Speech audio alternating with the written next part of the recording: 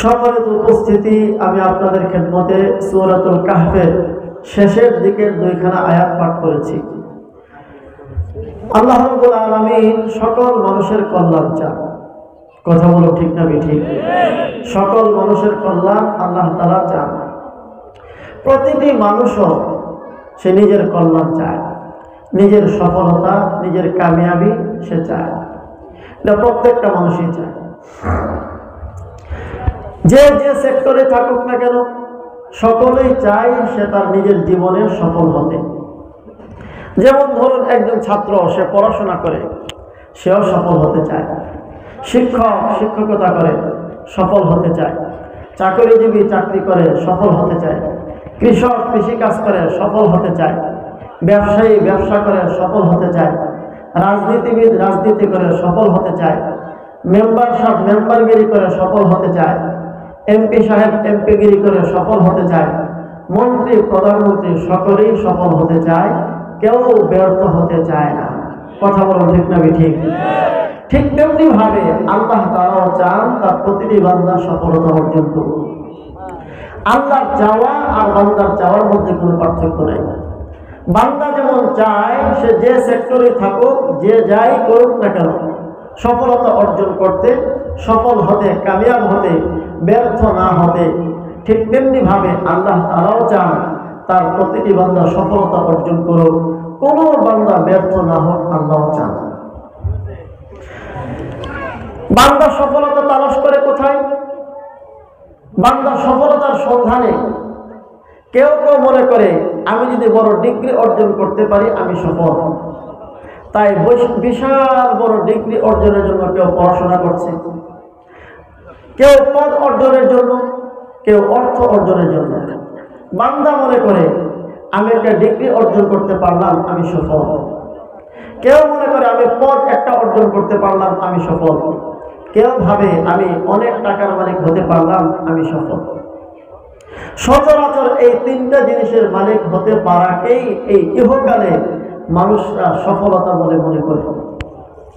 এ কারণেই দেখবেন সকাল থেকে সন্ধ্যা পর্যন্ত দৌড়াচ্ছে, একটা পদবি পাওয়া যায়।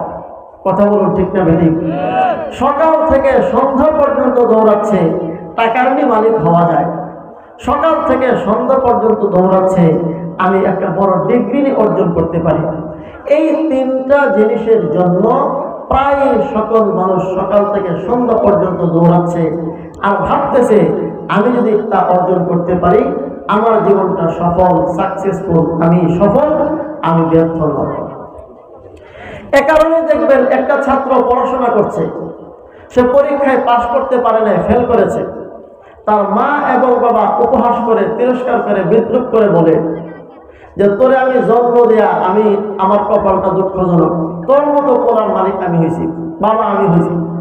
দেখো না অমুকের ছেলেটা, তোর হাত যেমন দুইটা ওরও তো হাত দুইটা, তোর পা যেমন দুইটা ওরও তো পা দুইটা। ও পরীক্ষায় পাশ করেছে, ডিগ্রি অর্জন করেছে, তুই ফেল করেছিস, তুই ব্যর্থ। কথা বলেন ঠিক না ঠিক? তাহলে সফলতার মানদণ্ড কি হলো? কিছু মানুষের কাছে সফলতার মানদণ্ড হলো বিরাট একটা ডিগ্রি অর্জন করো, তাহলে তুমি সফল। আরেক শ্রেণীর মানুষ আছে, এত ডিগ্রির দরকার নাই, পদ অর্জন করো। এই জন্য আমাদের দেশে এমন এমপিও ছিল যে এমপি সাহেব দস্তখত পর্যন্ত করতে জানে না, তার কোনো ডিগ্রি নাই, কিন্তু এমপি হয়ে গেছে, পদ পেয়ে গেছে, এখন তিনি সফল।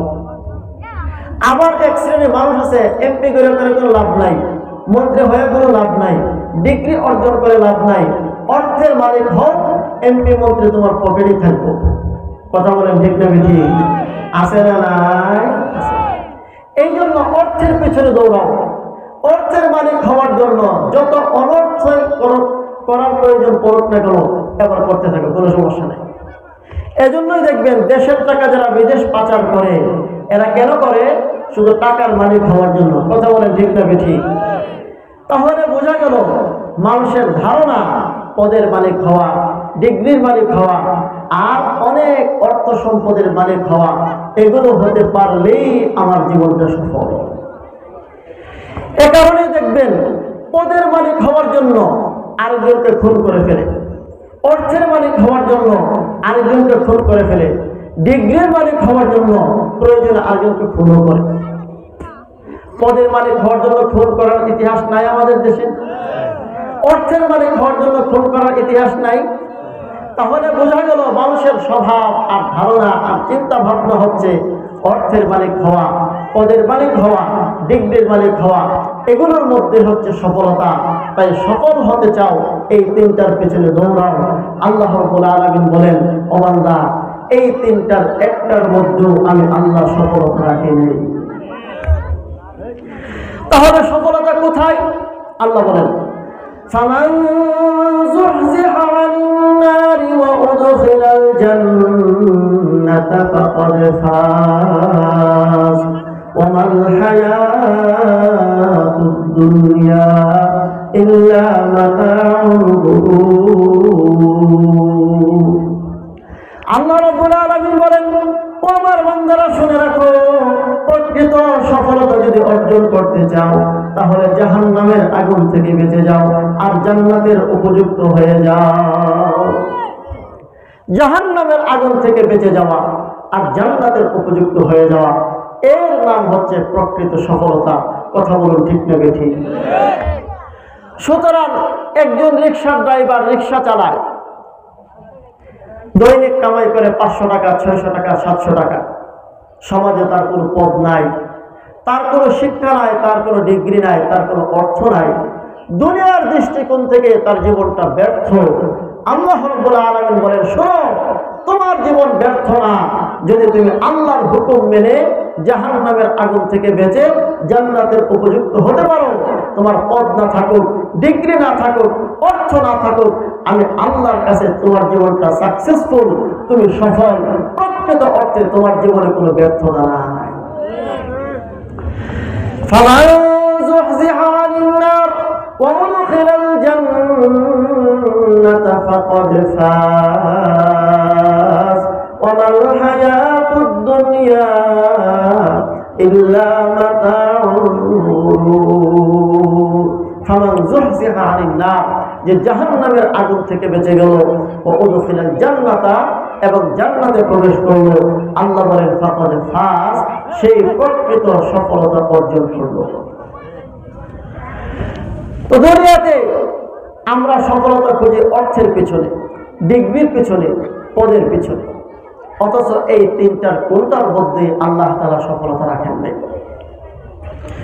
বান্দা এগুলোর মধ্যে সফলতা খুঁজে, অথচ আল্লাহ এর কোনটার মধ্যে সফলতা রাখেন নাই। প্রশ্ন হতে পারে, বান্দা এগুলোর মধ্যে সফলতা খুঁজে কেন? আমার প্রশ্ন বুঝতে পেরেছেন? বান্দা এই তিনটার পেছনে দৌড়ায় আর সফলতা খুঁজে কেন? এর কারণ হচ্ছে বান্দার সফলতা কাকে বলে তাই বুঝে না। সফলতার অর্থই সে বুঝে না। সফলতার অর্থ যদি বুঝতো তাহলে এই তিনের পেছনে সে কখনো দৌড়াইত না। আমরা সকলেই জানি এই দুনিয়া আমাদের শেষ নয়, আমাদের পরকাল হচ্ছে আসল। কথা বলুন, ঠিক না বেঠিক? পক্ষান্তরে এক শ্রেণীর মানুষ এমন আছে যারা দুনিয়াটাকে আসল মনে করে, পরকালকে বিশ্বাস করে না। मौत को समझा है गाफिल, मौत को समझा है गाफिल, इख्तितामे जिंदगी दर हकीकत मौत है सुबह दवामे जिंदगी। কবি বলেন, যারা গাফেল, যারা বেদিন, যারা কাফের, যারা পরকাল বিশ্বাস করে না, ওরা ভাবে এই দুনিয়ার জীবনটাই শেষ, কিন্তু প্রকৃত ইমানদার মনে করে মৃত্যুর মাধ্যমে তার আসল জীবনের সূচনা হয় মাত্র। এই জন্য যারা প্রকৃত বুদ্ধিমান, যারা সত্যিকারের বুদ্ধিমান, তারা দুনিয়াতে কি এলো আর কি গেল, কি পাইলো আর কি হারালো তা কখনো চিন্তায় রাখে না। শুধু এতটুকু মাথায় রাখে, আমার পরকাল, আমার আল্লাহ, আমি জান্নাতের উপযুক্ত হতে পারলাম কিনা, জাহান্নাম থেকে বাঁচতে পারলাম কিনা। যদি জান্নাতের উপযুক্ত হতে পারি, জাহান্নাম থেকে বেঁচে যেতে পারি, দুনিয়াতে কি পেলাম আর কি হারালাম এতে আমার কোনো পরোয়া করার প্রয়োজন নাই। আমার প্রকৃত সফলতা হচ্ছে পরকালে। দুনিয়াতে আমার কিছু পাওয়া আর না পাওয়ার সাথে সফলতা ব্যর্থতার কোনো যায় আসে না। কথা কোন ঠিক না বেঠিক? এর কারণ হলো, দেখুন, যেই সুখের পরে দুঃখ চলে আসে এই সুখ কোনো সুখ নয়, আর যে দুঃখের পরে সুখ আসে এই দুঃখ কোনো দুঃখ নয়। আরেকটু ব্যাখ্যা করে বললেন, যে সুখের পরে স্থায়ী দুঃখ আসে এই সুখ কোনো সুখ না, যে দুঃখের পরে স্থায়ী সুখ আসে ওই দুঃখ কোনো দুঃখ না। সংক্ষেপে বললে অস্থায়ী সুখ অস্থায়ী দুঃখ আসলে সুখ নয়, দুঃখ নয়। চিরস্থায়ী সুখ চিরস্থায়ী দুঃখই হচ্ছে প্রকৃত সুখ এবং দুঃখ। এই দুনিয়া স্থায়ী না ক্ষণস্থায়ী? পদবী, ডিগ্রি আর অর্থ এর মাধ্যমে যে সুখ অর্জন হয় এর মেয়াদ হচ্ছে দুনিয়ার সাময়িক জীবন, আর জাহান্নামের আগুন থেকে বাঁচা, জান্নাতের উপযুক্ত হওয়া, এর দ্বারা যে সুখ অর্জন হয় এটা হচ্ছে চিরস্থায়ী, যা কোনোদিন শেষ হবে না। এই জন্য দেখবেন দুনিয়ার সুখী যারা, এরা দুনিয়াতে আবার আল্লাহর কুদরতে দুঃখী হয়ে যায়। দুনিয়ার দুঃখী যারা আল্লাহর কুদরতে কিছুদিনের মধ্যে আবার তারাও সুখী হয়ে যায়। আমরা এই বাংলাদেশে বহু দৃষ্টান্ত দেখেছি। ছোট্ট করে দৃষ্টান্ত দিই তাহলে বুঝবেন। একজন মানুষের সরকারিভাবে সিদ্ধান্ত হলো, আদালত থেকে ফায়সালা হলো, আগামী 1 মাস পরে তোমাকে ফাঁসিতে ঝুলানো হবে। বলুন তো, যখন কারো এই ফায়সালা হয়ে যায়, এই 1 মাসের ভিতরে তার যত আরাম আয়েশের বুক সামগ্রী দেওয়া হোক না কেন, তার কাছে কি ভালো লাগবে? ফায়সালা করে দেওয়া হলো আগামী মাসের এত তারিখে, 1 তারিখে তোমার ফাঁসি। সুতরাং 10-12 দিন যে কয়দিন আছে তোমার যা খেতে মনে চাই খাও, যা পড়তে মনে চাই পড়ো, যা করতে মনে চাই করো, যেখানে যেতে চাইবা সেখানে নিয়ে যাওয়া হবে। তোমার আনন্দের কোনো শেষ নাই, মনে যা চাই তাই তোমাকে করার সুযোগ দেওয়া হবে। মাত্র সময় হলো 10 থেকে 12 দিন, এরপরে তোমাকে ফাঁসিতে ঝুলানো হবে। বলুন তো, এই 10 থেকে 12 দিন পরে যাকে ফাঁসি দেওয়া হবে, এই 10-12 দিন সময় তার খুব সুখী কাটবে, অথচ তার কোনো দুঃখ আছে? 10-12 দিন পর্যন্ত কোনো দুঃখ আছে? কোনো দুঃখ নাই। এরপরেও তার এই 10-12 দিন সুখকে কেউ সুখ বলে না, সেও নিজেকে সুখী মনে করে না। কারণ 10-12 দিন পরে যে স্থায়ীভাবে আমার মৃত্যু হবে, ফাঁসি হবে, এই 10 দিনের সুখে কি যায় আর আসে? ঠিক তেমনি ভাবে কোন ফাঁসির আসামিকে যদি বলে দেওয়া হয় যে তোমার তো ফাঁসির সিদ্ধান্ত হয়ে গেছে, তবে 10 দিন পর্যন্ত যদি তুমি না খেয়ে থাকতে পারো, কিংবা খেলেও এত পরিমাণ সামান্য খেতে হবে যতটুকু না খাইলে তুমি মারা যাইবা। যেমন ধরুন 3 বেলার 1 বেলায় খাবে, তাও তরকারি খাইতে পারবে না, শুধু পানি আর সামান্য ভাত খাইবা। এইভাবে 10 দিন যদি কাটাইতে পারো, 10 দিন পরে তুমি ফাঁসি থেকে মুক্তি পায়া স্বাধীন জীবন লাভ করতে পারবা। এই 10 দিন বাহ্যিকভাবে তার সুখ না দুঃখ? খাওয়ার নাই, 3 বেলার 1 বেলা, কিন্তু প্রকৃত তার মনের মধ্যে সুখ না দুঃখ? কারণ এই 10 দিন যদিও কষ্টে কাটবে, এই 10 দিনের পরে সে মুক্ত স্বাধীন জীবন লাভ করবে। এর বিপরীতে যেই 10 দিন পরে ফাঁসি দেওয়া হবে, ওই 10 দিন যদিও তার খুব আনন্দের দিন কাটবে, কিন্তু এরপরে তার চির মৃত্যু হয়ে যাবে। এই জন্য অস্থায়ী দুঃখকে দুঃখ বলা হয় না, অস্থায়ী সুখকে সুখ বলা হয় না। অর্থ, সম্পদ, পদ, পদবী আর ডিগ্রির মাধ্যমে অস্থায়ী সুখ অর্জন হয়। কথা বলুন ঠিক না বেশি? এই জন্য আমরা দেখেছি যারা অস্থায়ী সুখের পেছনে দৌড়িয়ে, অর্থের পেছনে দৌড়িয়ে, ডিগ্রির পেছনে দৌড়িয়ে, পদের পেছনে দৌড়ে অন্যায়ভাবে জীবনটা কাটানোর চেষ্টা করেছে, সময়ের ব্যবধানে তারা এখন অন্ধকার প্রকোষ্ঠে দিন যাপন করতেছে। কথাগুলো ঠিক না ঠিক? এবং এটা শেষ নয়, অনন্ত অসীমকালের জাহান্নামের জিন্দেগিও তাদের জন্য অপেক্ষা করতেছে। এজন্য মনের মাত্রই সাময়িক ক্ষণস্থায়ী দুঃখকে দুঃখ মনে করে না, আর ক্ষণস্থায়ী সুখকে সুখ মনে করে না। মুমিন সর্বদাই সেই চিরস্থায়ী দুঃখ থেকে বাঁচার চেষ্টা করে, চিরস্থায়ী সুখের সন্ধান করে, আর সেটা একমাত্র অর্জন হবে মৃত্যুর পর জাহান্নামের আগুন থেকে বাঁচা আর জান্নাতে যাওয়ার মাধ্যমে। فمن زحزح عن النار وأدخل الجنة فقد فاز। আল্লাহ রাব্বুল আলামিন বলেন, জাহান্নামের আগুন থেকে বেঁচে যাওয়া আর জান্নাতের উপযুক্ত হওয়াই হচ্ছে প্রকৃত সফলতা। এই জন্য যারা বেকুব, বুঝ বুদ্ধির অভাব, তারাই শুধুমাত্র পদ পদবী আর ডিগ্রি আর অর্থের পেছনে সফলতা তালাশ করছে, অথচ প্রকৃত সফলতা এর কোনোটার মধ্যে আল্লাহ রাখেন নাই। বলছিলাম এই বেকুব মানুষগুলো, বুঝহীন মানুষগুলো, নির্বোধ মানুষগুলো এগুলোর পিছনে কেন দৌড়ায়? এর কারণ হচ্ছে এরা প্রকৃত সফলতা কাকে বলে বুঝেই না। প্রকৃত সফলতা কি?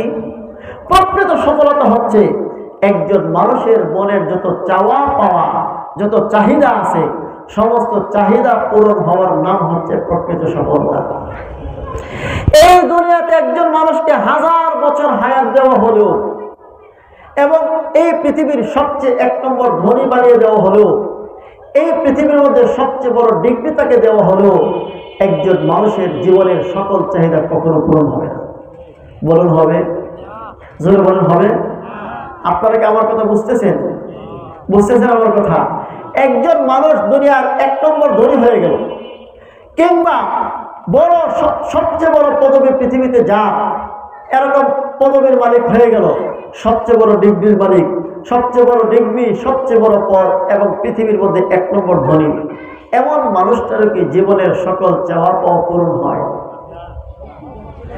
আমি তো একটা দৃষ্টান্ত দিলে বুঝবেন। প্রতিটি মানুষের কয়েকটা মৌলিক চাওয়া থাকে, এই চাওয়াগুলো একটাও দুনিয়াতে পূরণ হয় না। যেমন ধরুন, কোন মানুষ পৃথিবীতে বৃদ্ধ হতে চায় না। বলুন আছে কেউ বুড়া হইতে চায়? আছে কেউ? যাদের বয়স 60, 70, 80 বছর হয়ে গেছে, যাদের দাড়িগুলো, মুছগুলো, চুলগুলো পেকে সাদা হয়ে গেছে, তাদেরকে জিজ্ঞাসা করে দেখেন, চাচা যান, দাদা যান, আপনি কি এখন যে বৃদ্ধ হয়েছেন, এই বৃদ্ধ হওয়াটা কি আপনি চাইছিলেন? কিংবা আরো সামনে বৃদ্ধ হন, সেটাকে আপনি চান? উত্তর কি? কোশ্চিন কালেও না। প্রত্যেক মানুষের চাহিদা, মনের চাওয়া, আমি যেন চিরযুবক থাকি। এ কারণে দেখবেন বয়স 60, 70, 80 এরপরও দাড়ি আছে। তো দাড়ি আছে কেন? আপনি কি দাড়ি রাখা যে জরুরি, সুন্নত, ওয়াজিব মনে করেন না? মনে করি। এটা যে নবীর তরিকা, এটা জানেন না? জানি। দাড়ি না রাখলে যে আল্লাহর কাঠগড়ায় জবাব দিতে হবে, জানেন না? জানি। নবীজি যদি সুপারিশ না করে তাও জানি। তা রাখেন না কেন? রাখলে একটু বুড়া বুড়া লাগে। কথা বল ঠিক না? ঠিক। এছাড়া আর কোনো কারণ আছে? মুসলমান দাড়ি না রাখার আর কোনো কারণ নেই, একটাই মাত্র কারণ, দাড়ি রাখলে কি লাগে? বুড়া বুড়া লাগে। এর অর্থ হলো কি হতে চায় না? কি হতে চায় না? বুড়া হতে চায় না। একজন মানুষের দাড়ি সব পেকে সাদা হয়ে গেছে, এরপরে দেখবেন কালা খেজাব মারে, কালো কালি লাগাইছে। এটা জায়েজ না না জায়েজ? না জায়েজ। মাশাআল্লাহ, জানেন আপনারা। কালো লাগাইলো কেন? কি হতে চায় না? জোরে বলুন, কি হতে চায় না? বুড়ো হতে চায় না। তাহলে বোঝা গেল প্রত্যেক মানুষের চাহিদা, সে কখনো বৃদ্ধ হতে চায় না। কিন্তু সময়ের ব্যবধানে বৃদ্ধ হওয়া ছাড়া কোনো উপায় আছে? কেউ আছে এমন সে বৃদ্ধ হয় না? সময় বাড়তে থাকবে, অটোমেটিক বৃদ্ধ হতে থাকবে।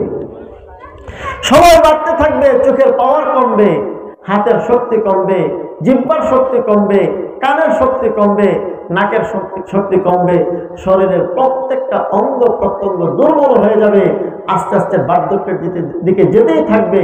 চাও বা না চাও বান্দা, তুমি কিন্তু আমার দিকে আসতেই হবে। 2 নম্বর, পৃথিবীর প্রতিটি মানুষ সুস্থ থাকতে চায়, কখনো অসুস্থ হতে চায় না। কথা কোন ঠিক না? ঠিক। কিন্তু এমন কোন মানুষ আছে যে পৃথিবী থেকে অসুস্থ না? খুব হাজার হাজার মানুষ খুঁজলেও 2-1 জন এমন বের করা কঠিন যে তার কোনো অসুস্থতা নেই।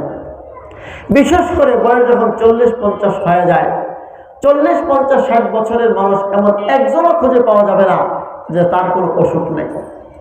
কথা কোন ঠিক না? ঠিক। কেউ বলবে, চাচা আপনার কি সমস্যা?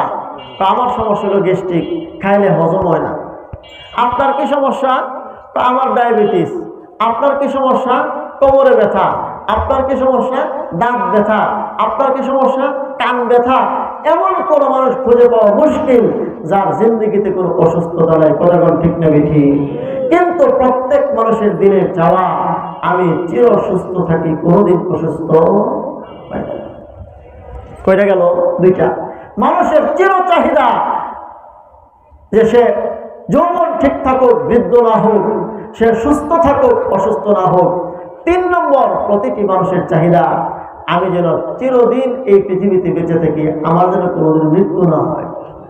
মোট কথা মরতে চায় না। বয়স হয়ে গেছে 90, 95, 100 বছর। ডাক্তার বলে দিয়েছে আপনার বাবাকে নিয়ে যান, অসুস্থ, চিকিৎসা করলে কোনো লাভ হবে না, বয়স হয়ে গেছে। এরপরও এই বুড়া মিয়া বলে, এই ডাক্তার আমার রোগটা ধরতে পারছে না, পারে নাই, এক কাজ কর, আমার আর হাসপাতালে নিয়ে যান। আছে না নাই? এর কি অর্থ? এর অর্থ হচ্ছে 90, 95 বছর বয়স হলেও মানুষ কি চায় না? মরতে চায় না। এই তিনটা মৌলিক চাওয়া, বৃদ্ধ হতে চায় না, অসুস্থ হতে চায় না, মরতে চায় না। বলুন তো এই তিনটা চাওয়া প্রতিটি মানুষের আছে না নাই? কিন্তু কারো কি পূরণ হয়েছে? কারো কি পূরণ হবে? কিয়ামত পর্যন্ত এই তিন চাহিদার কোন চাহিদা মানুষের পূরণ হবে না। সুতরাং আল্লাহ রাব্বুল আলামিন যেন বলে দিলেন, প্রকৃত সফলতা হচ্ছে এই চাহিদাগুলো তোমার পূরণ হওয়া, চির যৌবন লাভ করা, চিরস্থায়ী সুস্থতা লাভ করা, কোনোদিন মৃত্যু না আসা। এই যে মৌলিক চাহিদাগুলো প্রত্যেক মানুষে চায়, কিন্তু কেউ পায় না। আমি আল্লাহ এই চাওয়াগুলো পূরণ করবো তোমার জান্নাতে। জোরে বলুন কোথায়? ইন্নাল্লাযীনা ক্বালু রাব্বুনা আল্লাহ তাতানাজ্জালু আলাইহিমুল মালাঈকাতু আল্লা তাখাফু ওয়া লা তাহজানু ওয়া আবশিরু বিল জান্নাহ। আল্লাহ রাব্বুল আলামিন বলেন, যে সকল বান্দারা এই কথা স্বীকৃতি দেবে রব্বুনা আল্লাহ, আমাদের রব হলো কে? আরো জোরে বলেন কে? রব্বুনা আল্লাহ, আমাদের রব হচ্ছে আল্লাহ। সুম্মা ইসতাকামু, এরপরে এই কথার উপর অবিচল থাকবে। রব আল্লাহ এই কথা স্বীকার করার পরে এর উপরে অবিচল থাকবে। আমরা রব আল্লাহ বলি, কিন্তু এই কথার উপর অবিচল থাকি না। কেন থাকি না? সুযোগ ধরে শেষ দিকে বলবো। আল্লাহ রাব্বুল আলামিন বলেন, যারা এই কথা বলে আমাদের রব হচ্ছে আল্লাহ, সুম্মা ইসতাকামু, এই কথার উপরে অবিচল থাকে, তাতানাজ্জালু আলাইহিমুল মালাঈকাতু আল্লা তাখাফু ওয়া লা তাহজানু ওয়া আবশিরু বিল জান্নাহ আল্লাতী কুনতুম তুআদুন। আল্লাহ রাব্বুল আলামিন বলেন, এই গুণওয়ালা মানুষগুলোর যখন মৃত্যুর সময় হয়, তাতানাজ্জালু আলাইহিমুল মালাঈকা, রহমতের ফেরেশতারা তাদের কাছে চলে আসে আর বলতে থাকে, আল্লাহ তাখাফু, তোমাদের কোনো ভয় নাই, ওয়া লা তাহজানু, তোমাদের কোনো চিন্তা নাই, ওয়া আবশিরু বিল জান্নাহ, আর জান্নাতের সুসংবাদ গ্রহণ করো, যে জান্নাতে যাওয়ার জন্য তোমাদেরকে ওয়াদা দেওয়া হয়েছিল। যারা আল্লাহকে রব হিসাবে মেনে নেয় এবং এর উপর অবিচল থাকে, আল্লাহ রাব্বুল আলামিন বলেন, মৃত্যুর সময় থেকে ফেরেশতারা তাদেরকে সুসংবাদ দেওয়া শুরু করে। আর মৃত্যুর পরে আল্লাহ রাব্বুল আলামিন তখন বলে দেন, মা তাস্তাহিহিল আনফুসু ওয়া লা তানাজ্জুল আ'য়ুন ওয়া আনতুম ফিহা খালিদুন। আমার জান্নাতি বান্দারা, জান্নাতে প্রবেশ করার পরে মা তাস্তাহিহিল আনফুসু, তোমাদের মনে যা চাইবে, ওয়া লা তানাজ্জুল আ'য়ুন, চোখ যা তৃপ্তিকর মনে হবে, সবকিছু আমি আল্লাহ তোমাদের জন্য বরাদ্দ করে দেব। জান্নাতে অনেক জায়গা, যেখানে যাওয়ার পরে প্রত্যেক মানুষের সকল চাহিদা আল্লাহ পূরণ করবেন। এই জন্য হাদিস শরীফের মধ্যে আল্লাহ রাসূল বলেছেন, জান্নাতীরা যখন জান্নাতে যাবে, ফায়ুনাদি মুনাদিম মিনাস সামা, আল্লাহ রাব্বুল আলামিনের পক্ষ থেকে জান্নাতীরা জান্নাতে যাওয়ার পরে একজন ফেরেশতা ঘোষণা করবে, বিআনতাসিহু ফালা তাসকামু আবাদা। ও জান্নাতি বান্দারা, শুনে রাখো, জান্নাতে প্রবেশ করেছো, বিআনতাসিহু, এখানে প্রবেশ করার পর তোমরা চিরস্থায়ী ভাবে সুস্থতা লাভ করেছো। ফালা তাশিব ফালা তাহরামু আবাদা, চির সুস্থতা তোমাদের অর্জন হয়ে গেছে, আজ থেকে আর কোনোদিন তোমাদেরকে অসুস্থতা পাবে না। ফালা তাসকামু ফিহা আবাদা বিআন্না লাকুম আন তাশিবু ফালা তাহরামু আবাদা। জান্নাতে প্রবেশ করেছো, চির যৌবন লাভ করে ফেলেছো, আর কোনোদিন তোমাদেরকে বার্ধক্য স্পর্শ করবে না। বিআন্না লাকুম আন তাহয়াউ, আর জান্নাতে প্রবেশ করেছো, চির জীবন তোমাদের অর্জন হয়ে গেছে। ফালা তামুতু আবাদা, কোনদিন আর তোমাদের মৃত্যু হবে না। তাহলে চিরযৌবন আর চিরসুস্থতা আর চিরস্থায়ী জীবন একমাত্র অর্জন হবে কোথায়? জীবন কোথায়? জান্নাতে। এই জন্য আল্লাহ রাব্বুল আলামিন বলছেন, পৃথিবীর মানুষ দুনিয়াতে থাকাকালীন সময়ে সে যত টাকা পয়সার মালিক হোক, যত পদের মালিক হোক, যত ডিগ্রির মালিক হোক, এই মানুষটা কোনোদিন প্রকৃত সুখী হবে না, প্রকৃত সফলতা অর্জন করতে পারবে না। কারণ হচ্ছে সে যা কিছুর মালিক হোক না কেন, তার জিন্দগির সকল চাওয়া পাওয়া পূরণ হয় না। কথা কোন ঠিক না বেঠি? কিছুদিন আগে দেখলাম একদল লোক ক্ষমতায় থাকার জন্য হাজার হাজার মানুষকে মারার স্বপ্ন দেখছে, মারছে। বলুন তো তারা ক্ষমতায় থাকতে চেয়েছিল, থাকতে পেরেছে কি? থাকতে পেরেছে কি? এমন কিছু মানুষ ছিল যারা দেশের অর্থ সম্পদ হাজার হাজার কোটি টাকা দরবেশ চাচা সব পাচার করেছে বিদেশে, আর ভাবছিল এই টাকাটাকে স্থায়ীভাবে ক্ষমতায় বসিয়ে রাখবে, স্থায়ী সম্মানের মধ্যে রাখবে। তাদেরকে রাখতে পেরেছে? আমার ভাইরা, এর কারণ আল্লাহ রাব্বুল আলামিনের সিস্টেম, দুনিয়াতে যে যাই পাক না কেন এর দ্বারা চিরস্থায়ী সম্মান, চিরস্থায়ী সুখ, চিরস্থায়ী শান্তি কোনোদিন অর্জন হবে না। এই জন্য একজন মুমিন অর্থের পেছনে, পদের পেছনে, ডিগ্রির পেছনে দৌড়ে কখনো সে তার পরকালকে বরবাদ করে না। কথা ঠিক না বেঠি? আর যে পরকালকে বরবাদ করে সে কখনো প্রকৃত বুদ্ধিমান হতে পারে না, কারণ পরকাল হচ্ছে স্থায়ী আর দুনিয়া হচ্ছে অস্থায়ী। এখন আমার আরেকজন শুরু করেছে, এরা যদি এইভাবে শুরু করে ক্ষমতায় যায়, ক্ষমতায় থাকার স্বপ্ন দেখে ক্ষমতায় থাকে, আবার তাদেরও এরকম চরম পরিণতি হতে পারে। মুসলমান কখনো এটা বিশ্বাস করে না। আমাদের সভাপতি সাহেব বলেছেন, দুর্নীতির বিরুদ্ধে চমৎকার কথা তিনি বলেছেন। আমি আপনাদেরকে একটা প্রশ্ন করি, এই দুর্নীতিগুলো আমাদের সমাজে যারা করেছে এরা রিক্সা ড্রাইভার। আমরা আগে শুনেছি, আমরা তো অল্প বয়সে, স্বাধীনতা কবে হয়েছে আমাদের কোনো খোঁজখবর নেই। এই যে বাংলাদেশটা স্বাধীন হওয়ার পর থেকে আমরা দেখলাম প্রতি বছরই নাকি দুর্নীতিতে চ্যাম্পিয়ন হয়। কথা বল ঠিক না ঠিক? বাংলাদেশ স্বাধীন হওয়ার পরে তারাই তো ক্ষমতায় ছিল, ঘোরায় ফেরায়, একদিন ওরা একদিন ওরা, একদিনে তো আমরা ক্ষমতায় ছিলাম না। কথা বল ঠিক না ঠিক? আমরা যেহেতু ক্ষমতায় ছিলাম না, আল্লাহর কসম দুর্নীতির সাথে আমাদের কোনো সম্পর্ক নাই। কথা বল ঠিক না ঠিক? দুর্নীতি আপনাদের রিক্সা ড্রাইভাররা করছে, যারা রিক্সা চালক, ভ্যান গাড়ি চালক, অল্প শিক্ষিত, অর্ধ শিক্ষিত, মূর্খ, আমাদের মতো মসজিদের ইমাম, মাদ্রাসার হুজুর, যাদের বেতন 8 থেকে 10,000 12,000 টাকা, এরা কি দুর্নীতি করছে? আর যদি করেও থাকে এদের দুর্নীতি 8-10,000 টাকার দুর্নীতি, এর বেশি না। আর এই দুর্নীতির দ্বারা পৃথিবীতে বাংলাদেশ কখনো 1 নম্বর দুর্নীতিবাজ হতে পারে না। বাংলাদেশ 1 নম্বর দুর্নীতিবাজ হয়েছে কেন? সেই সুশিক্ষিত, উচ্চ শিক্ষিত দরবেশ মার্কা মন্ত্রীদের কারণে। কথা বলুন ঠিক না? সুতরাং আমি সভাপতি সাহেবের সাথে একাত্মতা পোষণ করে ঘোষণা করতে চাই, যারা ক্ষমতায় অতীতে ছিল তারা প্রমাণ করেছে তারা দুর্নীতিবাজ। সুতরাং তাদের হাতে কখনো দুর্নীতি বন্ধ হতে পারে না। দুর্নীতি বন্ধের একটাই মাত্র মাধ্যম, কোরআনের মাধ্যমে দেশ শাসিত হবে, কোরআন ওয়ালাদের হাতে ক্ষমতা থাকবে। সেই খলিফাতুল মুসলিমিন উমরের মতো শাসক ছাড়া দুর্নীতি বন্ধ হতে পারে না। গতকালকে বরিশাল আমার প্রোগ্রাম, একজন ডিবি এখন রিটায়ার্ড হয়ে গেছে, আরেকজনের সাথে বসে গল্প করতেছে, আমি এবং কয়েকজন বসে শুনতেছি। দুর্নীতি কারে করে বুঝিয়ে, ডিবির বড় উচ্চ পদস্থ কর্মকর্তা, এখন কি সরকার চেঞ্জের কারণে চাকরি গেছে না বয়স শেষ হয়েছে তা আমাদের জানা নাই। তিনি বলতেছেন একজন আরেকজনকে, আল্লাহ আমারে মাফ করবো কিনা জানি না, আমি কোনো অপরাধ করছি না, তবে 2টা অপরাধ করছি। 2টা অপরাধ কি? একজন বুড়া মানুষ দোকানের মধ্যে দোকানদারি করে, বই, খাতা, কলম আর টুকটাক মুদি সদাই বেশি। আমি সিভিল বেশে গেলাম, দোকানের সামনে দাঁড়াই দিছি, বুড়া মিয়া তো আমাদের চিনছে না।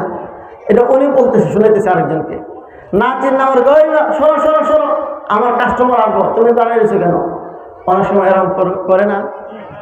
দোকানের মধ্যে অপরিচিত কেউ আসলে মালও কিনে না, খাড়িয়ে গেছে, মনে করে আমার জন্য ক্ষতির কারণ, সরো সরো সরো। তখন উনি ডিবির যে অফিসার, ইনি বলতেছেন আমার মাইন্ডে লাগছে। হ্যাঁ, সে তার সাহস কত বড়, আমাকে সরো সরো বলো। আমি তখন কিছুই বললাম না, আমি অ্যাকশনে গেলাম। কেমনে? আমি গিয়া কতগুলি জাল, ওই যে কি কয় দিদি, জাল টাকা না, আর দলিল টলিল করলে যে কি লাগে, স্ট্যাম্প, ঠিক স্ট্যাম্প, কতগুলো জাল স্ট্যাম্প আমি আমার লোক দিয়া কাগজের মধ্যে ঢুকাইয়া এখানে পাঠাইছি।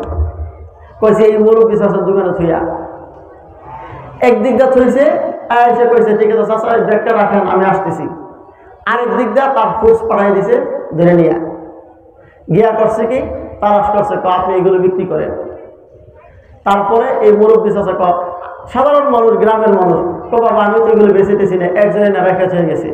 যেই এই কথা বলছে একটা লাগায় কোমরটা ভেঙে দিছি, এরপরে জেলখানায় ঢুকেছি। তার বউ জায়গা জমিন যা ছিল সব বিক্রি করে 40,000 টাকা এর পরের দিনে আইনা জমা দিয়ে গেছে, আমার স্বামী কিন্তু তার বাইরে না। এর নাম হচ্ছে দুর্নীতি। যে সরকারের তত্ত্বাবধানে এই সকল দুর্নীতিবাজ পুলিশ, ডিবি, র্যাব, আর্মিরা কাজ করে, আল্লাহর কসম এরাই দুর্নীতিবাজ, এদের কারণে সমাজে সমস্ত অশান্তি হয়। আমাদেরকে দুর্নীতি শিক্ষা দিতে হবে না। আমরা কোরআনওয়ালারা দুর্নীতি করি নাই। কোন আলেমের বাড়ি দেশের বাইরে নাই, কোন তাওহীদি জনতার বাড়ি, সাধারণ মানুষের বাড়ি দেশের বাইরে নাই। তারাই শুধু দুর্নীতিবাজ, যারা দেশের টাকা বিদেশে পাচার করে। আমার ভাইয়েরা বলছিলাম, মনে আসেনি কথা, প্রকৃত ইমানদার যে হয় সে কখনো পরকালকে বিক্রি করে দুনিয়া কামানোর পিছনে থাকে না। আল্লাহ রাব্বুল আলামিন বলেন, فمن زحزح عن النار وأدخل الجنة فقد فاز وما الحياة الدنيا إلا متاع الغرور। যে জাহান্নামের আগুন থেকে বেঁচে যায় আর জান্নাতের উপযুক্ত হয়ে যায়, সেই প্রকৃত সফল। কিন্তু মানুষকে প্রকৃত সফলতা যেন চিনতে না পারে, প্রকৃত সফলতার পথে যেন চলতে না পারে, এরকম বাধা দেনেওয়ালা আছে না নাই? তার নাম হচ্ছে শয়তান। জোরে বলুন কে? আল্লাহ বলেন, ওমাল হায়াতুদ দুনিয়া ইল্লা মাতাউল গুরুর। দুনিয়ার জীবনটা, ক্ষণস্থায়ী জীবনটা হচ্ছে ধোঁকার সামগ্রী। অভাঙ্গা, তুমি ধোঁকায় পড়ে যেও না। সবুজ শ্যামল অপরূপ এই দৃশ্য, এই টাকা, এই পদ আর পদবী, এর পিছনে পড়ে সাবধান। তুমি কিন্তু মহান আল্লাহর আযাবের কথা, জাহান্নামের শাস্তির কথা ভুলে যেও না। পরকালের অফুরন্ত নিয়ামতের কথা যেন তুমি ভুলে না যাও। এই জন্য বলছিলাম, একজন মুমিন তার চিরস্থায়ী সফলতা সে অর্জন করবে কোথায়? জোরে বলেন কোথায়? আমার কথা কি বুঝতেছেন? কোথায়? তাহলে প্রকৃত সফলতা কাকে বলে? মনের সকল চাওয়া পাওয়া পূরণ হওয়ার নাম হচ্ছে প্রকৃত সফলতা। আর এই প্রকৃত সফলতা অর্জনের একটাই মাত্র জায়গা, সেটা কোথায়? জান্নাতে। এবার আসুন, এই জান্নাতে যাওয়া যাবে কিভাবে? আমার তেলাওয়াতকৃত আয়াতের মধ্যে আল্লাহ তাআলা দুইটা কাজের জন্য বলছেন, দুই কাজ করো বান্দা, তোমার জন্য জান্নাত আমি আল্লাহ বরাদ্দ করে রেখে দিলাম। ইন্নাল্লাযীনা আমানু ওয়া আমিলুস সালিহাতি কানাত লাহুম জান্নাতুল ফিরদাউসি নুজুলা। আল্লাহ বলেন, ইন্নাল্লাযীনা আমানু, এক নম্বর হচ্ছে যারা ঈমান এনেছে। বলুন এক নম্বর কি? সবাই বলুন এক নম্বর কি? ঈমান এনেছে। ওয়া আমিলুস সালিহাত, দুই নম্বর হলো যারা নেক আমল করেছে। আল্লাহ বলেন, কানাত লাহুম জান্নাতুল ফিরদাউসি নুজুলা। ঈমান আননেওয়ালা ব্যক্তি, নেক আমল করেনেওয়ালা ব্যক্তির জন্য আমি আল্লাহ জান্নাতুল ফিরদাউসকে মেহমানখানা বানায় রাখলাম। বলুন, জান্নাত মেহমানখানা কার জন্য?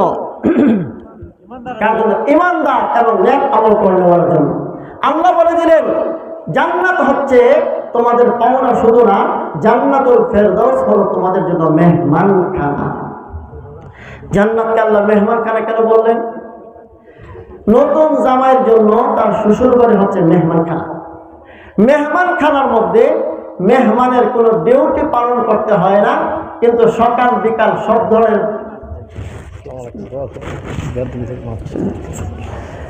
সকাল বিকাল উন্নত উন্নত খাবার দাবার আরাম আয়েশের ব্যবস্থা থাকে না থাকে না? সবাই দিবেন না, থাকে না থাকে না? থাকে। সেখানে কোনো ডিউটি নাই, কোনো কাজ নাই, কোনো জিম্মাদারি নাই, কিন্তু মজার মজার খাওয়ান আছে না নাই? আবার এই শ্বশুর বাড়িটা যদি 3 গুণে গুণান্বিত হয় তাহলে দেখবেন মেহমানদারি কোনো কমতি নেই। 1 নম্বর, শ্বশুর শাশুড়ির অর্থ সম্পদ বাড়া। 2 নম্বর, মেহমানদারি বুঝিও বাড়া। 3 নম্বর, নতুন জামাইয়ের প্রতি দরদ দয়া মায়াও অনেক বেশি। কয়টা গুণ? কয়টা গুণ? 1 নম্বর, অর্থ সম্পদ আছে বাড়া। 2 নম্বর, মেহমানদারি বুঝে বাড়া, বুঝতেও হবে। একদল আছে টাকা পয়সা ঠিকই আছে, কিন্তু এতনা কিপটা মেহমানদারে কারকে বুঝি না। তো অর্থ সম্পদ যদি না থাকে বুঝলে কিরকম হবে? অর্থ সম্পদও আছে, আবার বুঝেও, আবার জামাইয়ের প্রতি দরদিও। কিছু আছে অর্থ সম্পদ আছে, বুঝও আছে, কিন্তু কোনো কারণে জামাইয়ের সাথে সম্পর্ক খারাপ হয়ে গেছে গা, হেরে কিন্তু শ্বশুর বাড়িতে বালা খাওয়ান দেওয়া হইব না। কথা কোন ঠিক না? ঠিক। একটু পানি খাওয়াইলে ভালো দিলে বা গরম পানি দিলে। তাহলে কি হলো? শ্বশুর বাড়ি মেহমানখানা, শ্বশুর শাশুড়ির যদি 3 গুণ থাকে, এমন শ্বশুর বাড়িতে জামাইয়ের কদর আছে না না? আল্লাহ রাব্বুল আলামিনের চাইতে ধনী আর কেউ আছে? আমাদের শ্বশুর শাশুড়ি বেশি ধনী না আল্লাহ বেশি ধনী? উত্তরটা হয়েছে না, তুলনাই তো হয় না, তুলনাই তো হয় না। কথা ঠিক না? ঠিক। শুধু বোঝার জন্য বললাম। ঠিক তেমনি ভাবে আমাদের শ্বশুর শাশুড়ি বেশি মেহমানদারি বুঝে না আল্লাহ? শ্বশুর শাশুড়ি জামাইয়ের প্রতি যেই পরিমাণ দরদি, আল্লাহ কি বান্দার প্রতি এই পরিমাণ দরদি না 1000 গুণ বেশি দরদি? তাহলে আল্লাহ যদি হন মেজবান আর বান্দা যদি হয় মেহমান, তাহলে মেহমানদারিটা কেমন হবে? এই জন্য আল্লাহ বলেন, কানাত লাহুম জান্নাতুল ফিরদাউসি নুজুলা। ও বান্দা, ঈমান আনো আর নেক আমল করো, আমি আল্লাহ জান্নাতুল ফিরদাউসকে তোমার জন্য মেহমানখানা বানায় রাখবো। কেমন মেহমানখানা? যেই মেহমানখানার এমন মেহমানদারি হবে তুমি বান্দা কখনো কল্পনা করেও শেষ করতে পারবে না। আ'দাতু লি'ইবাদিয়াস সালিহিন মা লা আইনুন রাআত ওয়া লা উযুনুন সামিআত ওয়া লা খাতারা আলা কলবি বাশার। আল্লাহ রাব্বুল আলামিন বলেন, আমার নেককার ইবাদতগুজার বান্দার জন্য আমি আল্লাহ জান্নাতে যা প্রস্তুত করে রেখেছি, মা লা আইনুন রাআত, কোন চক্ষু দেখে নাই, ওয়া লা উযুনুন সামিআত, কোন কান শুনে নাই, ওয়া লা খাতারা আলা কলবি বাশার, কোন মানুষের কল্পনায়ও আসতে পারে না। কথা কোন ঠিক না? ঠিক। এখন প্রশ্ন হতে পারে, আল্লাহ তাআলা যে জান্নাতকে মেহমানখানা বললেন, এই জান্নাতের মধ্যে যাওয়ার পরে যেরকম দুনিয়ার মেহমানখানায় শ্বশুর বাড়িতে কেউ যাওয়ার পরে কিছুদিন থাকার পরে কিন্তু আর থাকতে দেয় না, বের করে দেওয়া হয়।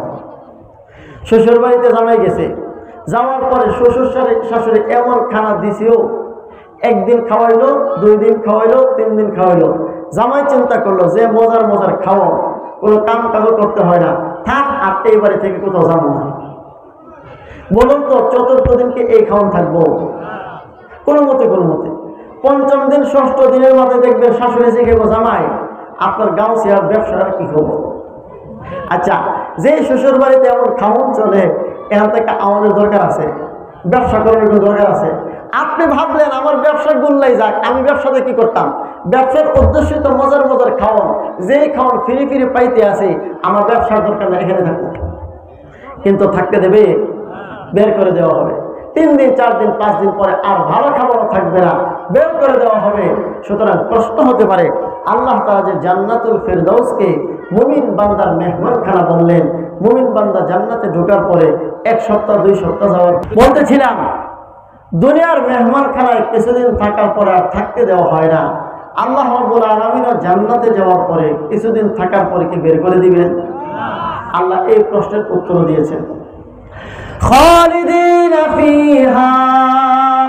আল্লাহ রাব্বুল আলামিন বলেন, ও আমার বান্দারা শুনে রাখো, জান্নাত এমন মেহমানখানা যা দুনিয়ার মেহমানখানার মতো নয়। এই জান্নাতে ঢোকার পরে আর কোনোদিন তোমাদেরকে বের করা হবে না, চিরস্থায়ীভাবে এখানে তোমরা থাকতে পারবে। এরপরে আরেকটা প্রশ্ন থাকে, সেটা হচ্ছে, বুঝলাম আল্লাহ তাআলা জান্নাতে ঢোকার পরে আমাদেরকে বের করবেন না, কিন্তু আমাদেরই যদি থাকতে মনে না চায়, এরকম প্রশ্ন আসে কি আসে না? কারণ মানুষের একটা স্বভাব, এক জায়গায় থাকতে তার ভালো লাগে না, এক রকমের খাইতে খাইতে ভালো লাগে না, এক রকমের দেখতে দেখতে ভালো লাগে না, এক জায়গায় থাকতে থাকতেও ভালো লাগে না। কথা কোন ঠিক না ঠিক? এই জন্য দেখবেন দিঘির পাড়ের মানুষ কয় থাকতে থাকতে ভালো লাগে না, চল কক্সবাজার থেকে ঘুরে আসি, চল কুয়াকাটা থেকে ঘুরে আসি, সাজেক থেকে ঘুরে আসি, খাগড়াছড়ি থেকে ঘুরে আসি। এরকম ঘুরতে যাইতে মনে চায় না? চায় না। এর কারণ এক জায়গায় ভালো লাগে না। কথা কোন এক জায়গায় ভালো লাগে না। ঠিক তেমনি ভাবে বান্দা জান্নাতে যাওয়ার পরে জান্নাতে থাকতে থাকতে, একরকম দেখতে দেখতে, একরকম খাইতে খাইতে বান্দার আবার কখনো মনে হবে কিনা, হায় হায় জান্নাতে আর ভালো লাগে না, চল জান্নাত থেকে একটু বের হয়ে যায়।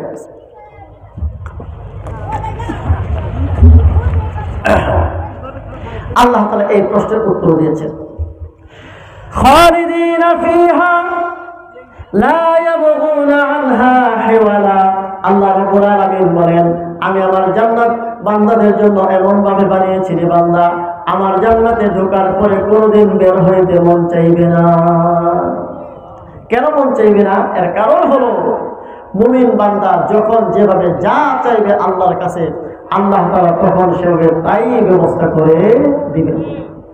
দুনিয়াতে দিঘির পারে বসে বসে আপনি কি খাগড়াছড়ি দেখতে পারবেন?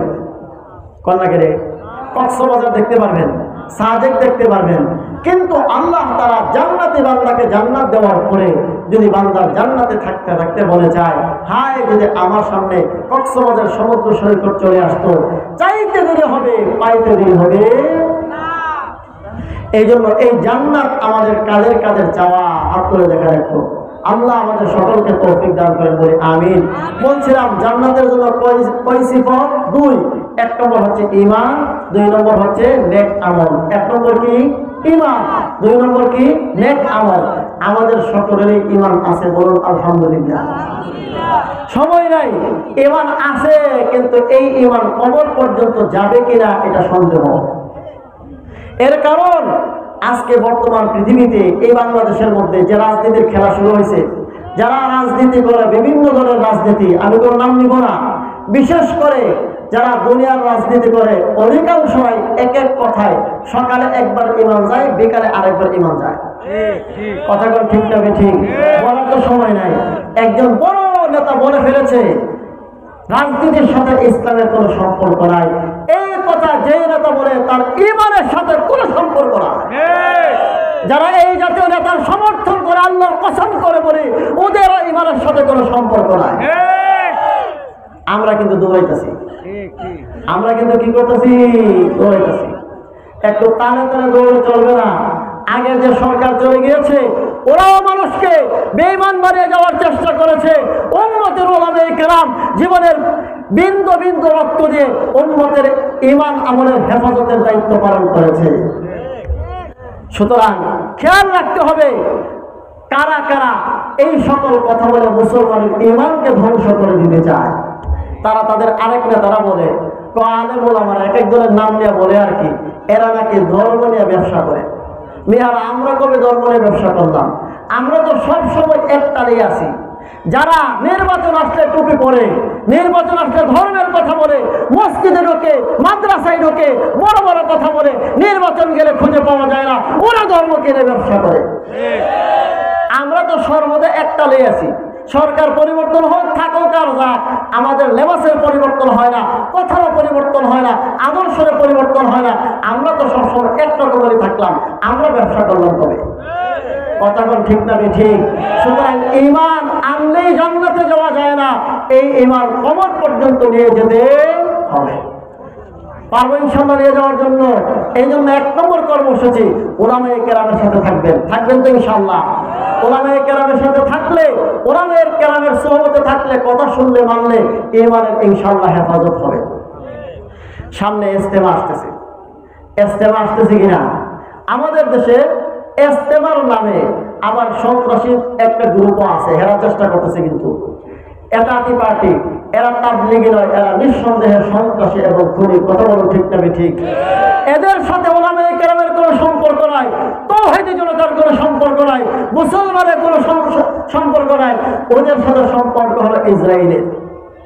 এই জন্য আমরা পরিষ্কার কথা বলে দিতে চাই, একটা ইজতেমা হতে যাচ্ছে 2 পর্বে। ওলামায়ে কেরামের তত্ত্বাবধানে হবে 31 জানুয়ারি, 1 ফেব্রুয়ারি, 2 ফেব্রুয়ারি প্রথম পর্ব, এরপরে আবার 1-2, এরপর 3, 4, 5, একটানা 6 দিন, 2 পর্বে একটানা 6 দিন ইজতেমা হবে। আমাদের নরসিংদী হচ্ছে দ্বিতীয় পর্বে। ওলামায়ে কেরামের তত্ত্বাবধানে, এটাদের কোনো ইজতেমা নেই, ওদের কোনো তাবলীগ নাই, ওদেরকে কোথাও থাকতে দিবেন না, বসতে দিবেন না, ওদের সাথে কোনো সম্পর্ক রাখবেন না। পারবেন ইনশাআল্লাহ? তাহলে ইমানের হেফাজত হবে। নতুবা ওরা ইমান চোর, মুসলমানের ইমান চুরি করে নিয়ে যাবে। এই জন্য আপনাদের কাছে আহ্বান জানাই, ইনশাআল্লাহ 3 তারিখ, 4 তারিখ, 5 তারিখ ফেব্রুয়ারি আমাদের নরসিংদী জেলার ইজতেমা। আমরা কারা কারা এই ইজতেমার মধ্যে শরীক হওয়ার জন্য তৈরি আছে, হাত তুলে দেখায়। আল্লাহ তাআলা আমাদের তৌফিক দান করেন। সকলে বলি আমিন। ওয়া আখিরু দাওয়ানা আলহামদুলিল্লাহি রাব্বিল আলামিন।